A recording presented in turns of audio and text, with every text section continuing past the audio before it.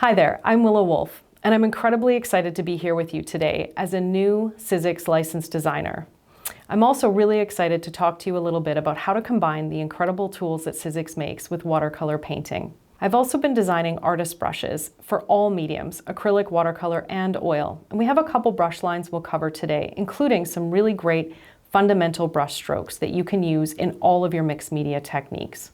Some of the techniques that we're going to cover today that I absolutely love are some things like what kind of paper you need to use, what are your basic brush sizes and shapes that are great for just about any technique out there, in addition to the 6 primary colors that I use that can be used to make absolutely anything in the world.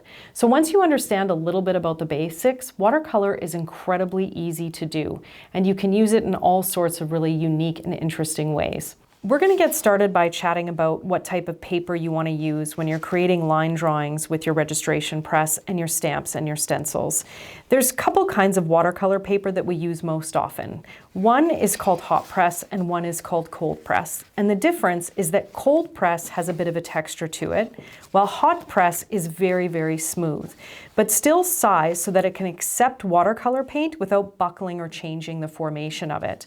So the beauty of hot press paper, and why I often prefer it when I work with stamps and stencils, is that I get a much cleaner stamp with it than I would necessarily on cold press paper. But it really is preference. So you can see here, I often like my stamps to have a little bit of imperfection to them when they get on the surface, because to me it looks more realistic. In this case here, sometimes the rough texture on the hot press paper will cause the stamp to skip a little bit, and I love it. But if I want the stamp to kind of have a more finished, perfect look to it, I definitely want to make sure that I'm using the hot press paper. Let's talk a little bit about the brushes we're going to use most frequently when it comes to watercolor painting. So I use a brush line that was created about 5 years ago. It's called Calia Artist Brushes. And with these brushes here, what we've got is a really beautiful synthetic blend. None of Willow Wolfe brushes use any natural animal hair. They're all cruelty-free. And they're all done with really innovative synthetics that hold watercolor beautifully and allow the paint to distribute on the paper really, really smoothly. And it gives you really great gradations, really fine tips and fine points.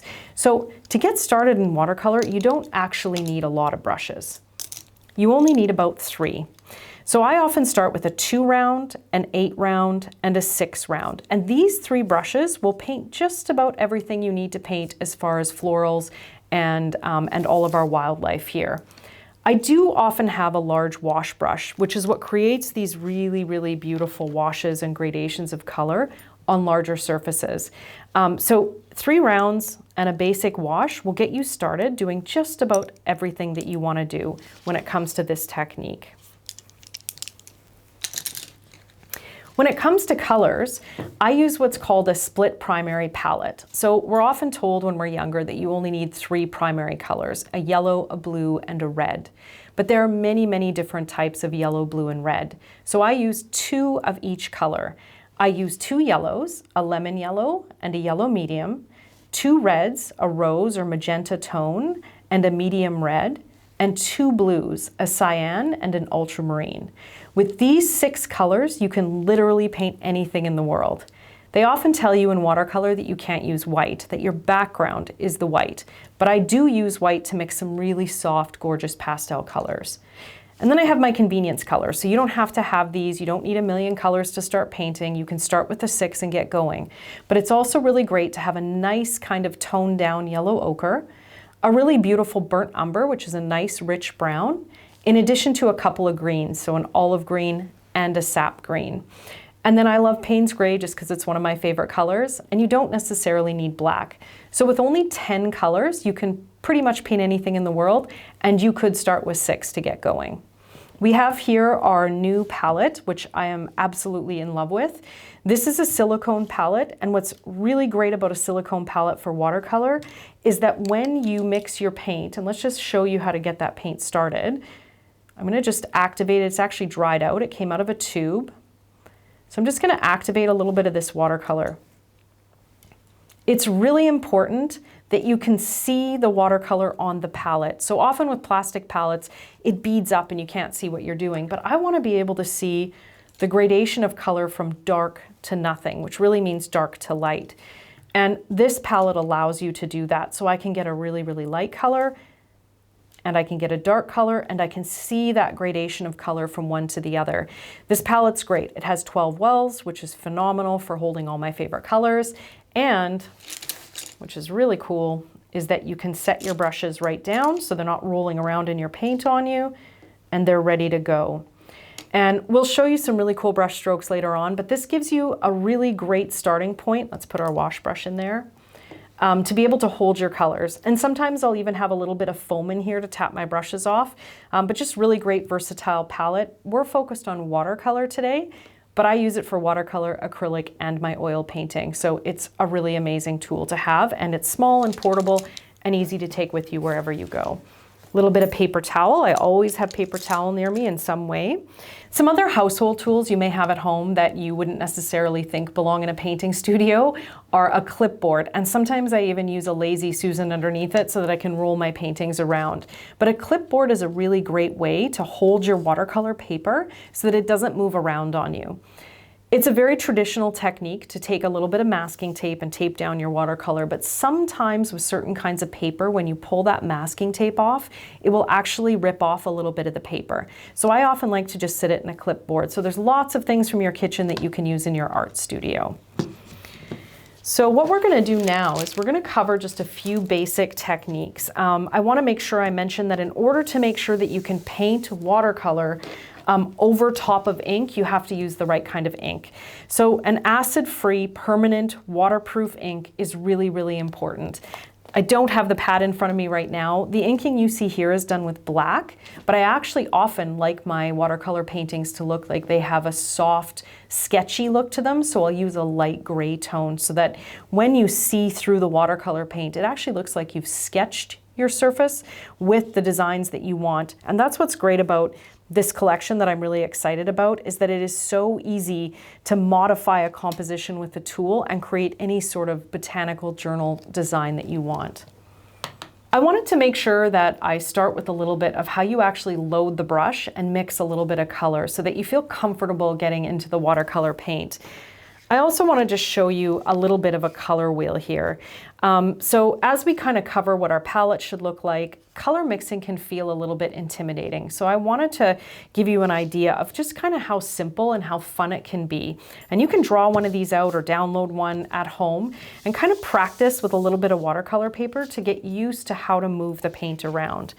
And I'm just going to put some blank paper in here, and we're going to start right from how you load your brush.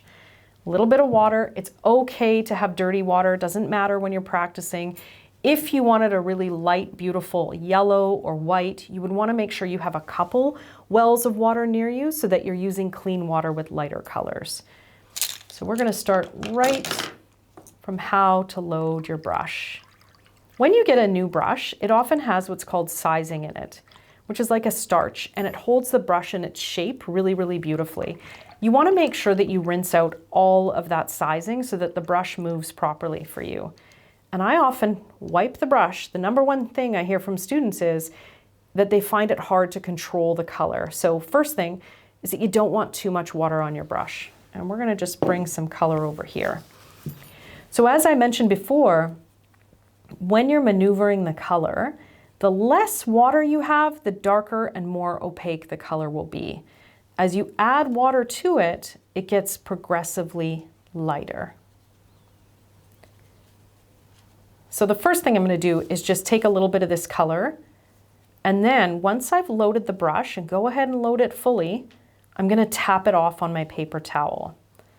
That's going to help me control how much pigment gets on the paper. So you'll notice that if it's beading like this, it's probably a sign I maybe have a little bit too much in the brush, too much water, too much paint. And now you can see that as I paint, I have a nice kind of even coat of color. So controlling consistency means kind of making a little bit of an attempt to pay attention to how much is in that brush. So let's just show that again. Too much water and paint versus tapping it off on paper towel and making sure I have a nice even coat. As I get lighter, I'm going to pick up a little bit with less water in it and less color. Just gonna move this color over. And I can just continue to wipe the brush and make a beautiful gradation of color from dark to light. And what you may not realize is that you've just blended watercolor, and blending is the key to everything in painting as far as I'm concerned. So that ability to go from dark to light is what gives you values in your painting in any medium that you're working in. So right here we have dark pink all the way to light pink. Now let's talk a little bit about mixing color. I take a little bit of yellow. It's a medium yellow. I'm going to take a little bit of medium red. And don't worry about getting your palette messy. Doesn't matter. Messy's good. So now we have an orange. So again, if I have too much color, here's a way to fix it. I'm just going to wipe the brush off and spread it around. And then if I want to add another color to it, I'm just going to pick up a little bit of yellow, mix it right in, and continue to work that color out. So these are the techniques that we're going to use when we're painting in our stamps. And controlling the amount of water and color is one of the #1 things that you can get used to with just a little bit of practice. And it's great to have a whole page of swatches. You can see here that I quite often, when I'm kind of getting back into the zone again, will paint just a pretty page of swatches and different colors just to get used to paint consistency and how much water and pigment to have in there. So this is one of our new stamp sets that we've got coming out, and they're designed so that you can create compositions with the tools that Sizzix has. So if I want to make a botanical page in a journal, I'm able to use the registration press with a journal or with flat watercolor paper, which is an amazing ability to kind of change the way we're working. And I can lay it out however I want so that I have an entire composition on a page, and then you stamp that line drawing and you're pretty much ready to paint right away. I want to just comment that I do let this dry for about 20 minutes before I start painting. I really want to make sure that the ink doesn't bleed while I'm adding the color over top. So we're going to take a few of these techniques. We're going to do 2 main techniques today as we start painting this little flower here. The first technique is going to be what we just showed on our flat paper, wet on dry. And the second technique is going to be called wet on wet. One of the most exciting things about combining watercolor with Sizzix right now is that we get to use the stamps to create beautiful line drawings with ease. There's no messy transfer paper or graphite lines that we have to worry about. We get this really beautiful impression pretty much instantaneously. We're going to use the registration press and some hot press watercolor paper, and we're going to use acid-free permanent waterproof ink in order to do our inking. And the reason it needs to be an acid-free permanent waterproof ink is because what's going to happen is it's going to dry and we're going to be able to paint watercolor over top of it without it bleeding, blending, or moving around. So it's really, really important to get a permanent archival ink. So we have our designs right here, and you can pick anything you want to create a composition. So we're just going to do something similar to this one here. And what I'm going to do is actually lay it out right on the paper, which is super fun because then I can play around with positioning, where things sit, and what that composition looks like. Just to give you an idea of how this is done. And the beauty of the tool is that it holds that composition in place beautifully so that all I need to do is add the ink and get it onto my surface. We're going to take the ink and ink the stamp, and I really, really want to make sure that it isn't perfect. And by that I mean, if it's too perfect, it doesn't look like I've sketched it onto the surface. So a little bit of imperfection is absolutely fantastic. So let's start with this. And I often use a light gray ink so that it looks like the pencil sketch. We set it down, press, and then you can check the design instantaneously. And if you've missed a spot, the beauty of this tool is that you can just literally restamp and press it back down in exactly the same spot as it was before, and you have your impression onto your surface perfectly. We're going to take this off the surface here of the registration press, and we're going to let it dry for about 20 minutes before we apply paint over top of it. You could also have applied this over top of paint on your surface already, and it would have been really beautiful. But you want to make sure that the ink is given some opportunity to fully set into the paper before applying your watercolor paint on top. We're going to cover two really important watercolor techniques today that are going to give you lots of freedom to be able to paint just about anything that you want to paint. We've covered wet on dry watercolor painting simply by applying the color here and working the color into a smooth gradation of paint to almost nothing at all, which gives us our dark, our medium value, and our light value. What we're going to do now is a little bit of wet on wet painting. So if I apply, and I don't want too much water in the brush, if I apply a little bit of water on the surface to start, and the most important thing, it's sometimes hard to see on camera, is that I don't have big globs of water there. I'm going to pick up a little bit of that pink color.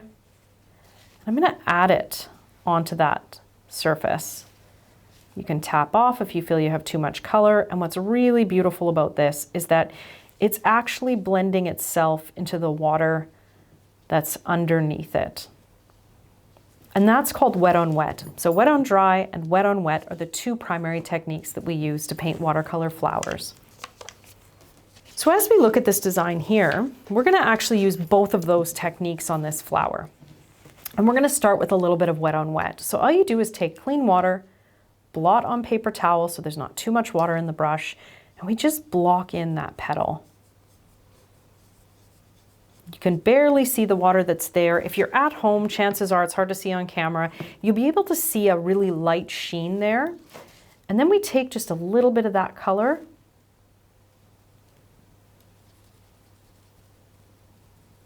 Blot the brush so we don't have too much paint.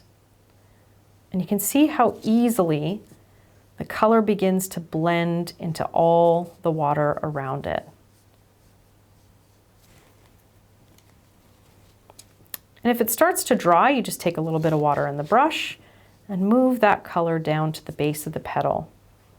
While it's still wet, you can even just add a little wee bit of additional darker color there and let it pool at the bottom to give you a little bit of extra depth. And there you've just painted your first watercolor petal.